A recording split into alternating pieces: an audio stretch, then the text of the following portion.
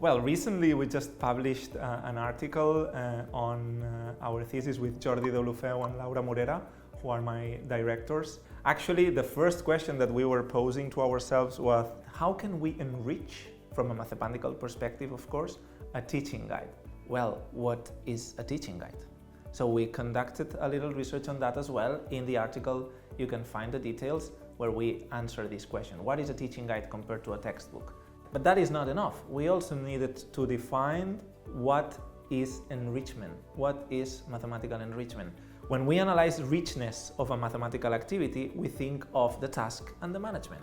The task needs to promote the processes, the mathematical practices, the mathematical habits of mind, and that give meaning to content, which is the second component. The content needs to be rigorous. The content needs to be connected to what the curriculum, the standards say.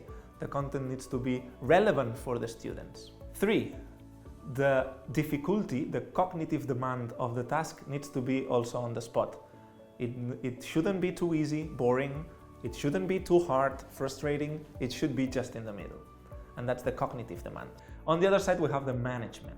We talk about the environment in the class. Are we allowing questions? Are we promoting mistakes and accepting mistakes?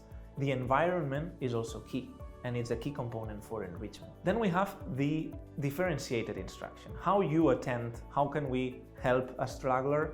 How can we provide more challenges to the high flyers in the class? And last but not least, the assessment. The assessment requires, it's a big issue, it requires like a new thesis on its own, but it's also an enrichment component because the assessment is what we value as teachers.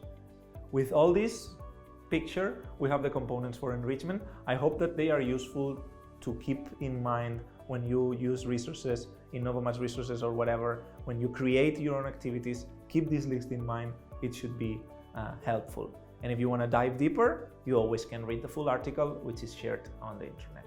Thank you.